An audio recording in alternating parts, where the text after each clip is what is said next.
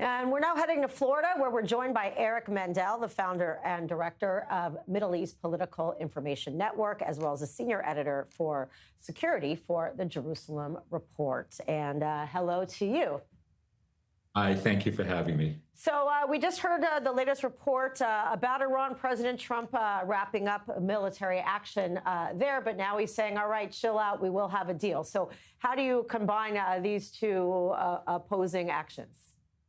So I think the president's come to the realization that Iran's primary strategy is to delay, and he's responding in kind. Also, I think he's seeing and hearing that with the asset relief that is supposed to be part of this memorandum of understanding, it is sounding too much like the Obama deal, especially because he's getting nothing, at least initially, on the nuclear issue. But I think the key here in tying in the different fronts, which is what Iran wants to do, is all about Lebanon now. The chief negotiator, Ghalibaf, has accused the U.S. of breaching the ceasefire by failing to restrain Israel in Lebanon. And the Lebanon front, and I hope the president and the team realize it, is America's best leverage. We also seem to have forgotten what the terms of that ceasefire were back in April. They were supposed to open up the Straits of Hormuz, but you don't hear the press reporting on this at all. Israel, in my opinion, from the Israeli perspective, must continue to make every achievement that it possibly can in Lebanon against Hezbollah. Because what's going to happen is sooner or later is Israel is going to be forced to withdraw from places in Lebanon, and it wants to be able to withdraw back to places it feels it is in a very good defensive position.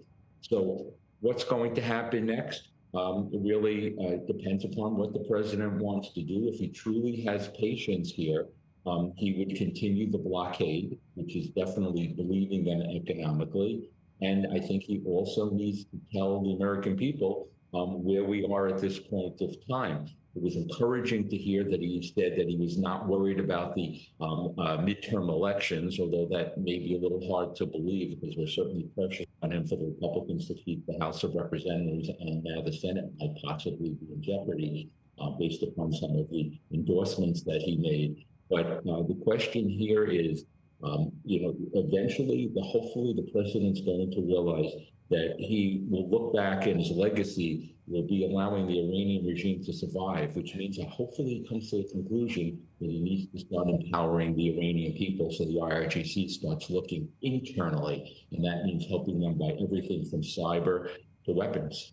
Also, the President Trump saying, all right, relax, chill out, everybody. But, at the same time, it doesn't seem like a deal is going anywhere. What could be that, powder keg moment that could lead us back to an all-out war?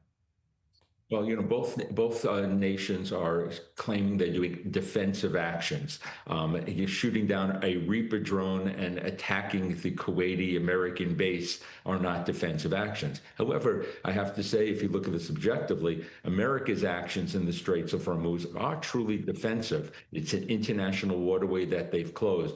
I think the key here is for the president to maybe swallow a little bit of pride here and maybe reach out to the Europeans and maybe our friends in the Indo-Pacific, like the Japanese and South Koreans, and to get a French and English destroyer that we must open up the Straits of Hormuz. It is not a negotiable position.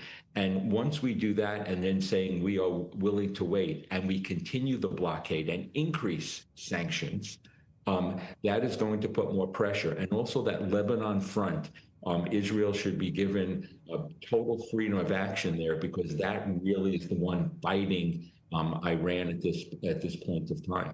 Right. So, time is definitely of the essence. President Trump also warning if these could, they're, attacking radar sites, but there's, the ports, electricity grid and whatnot as next steps. Are we any closer to something of that scale that could, suffocate them more economically as well?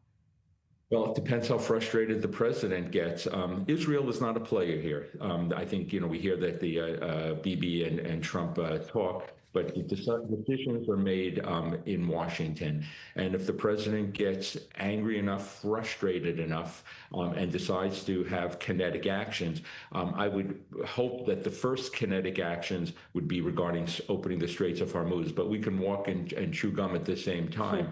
I think we can attack places that are dual use for military and civilians, and that gets into that power grid situation and places like that that could put pressure on the regime because the people would be so angry and frustrated that they'll have nothing to lose. Now, that's not a wonderful strategy, and we care about the Iranian people, but that does seem to be the next steps. But everything here is about Iran saying we must survive, and then we can rebuild. We have patience. We think in decades, and Americans think in election cycles. So if the president can forcibly open the Straits of Hormuz, kinetically act against them, get the Iranian people to the point where they back out in the streets, and hopefully, when I say back out in the streets, hopefully they won't be massacred again, but we need to show support. I think the very first thing the president should say is, we are pro-Iranian. That means pro-Iranian people, and we should say this unapologetically.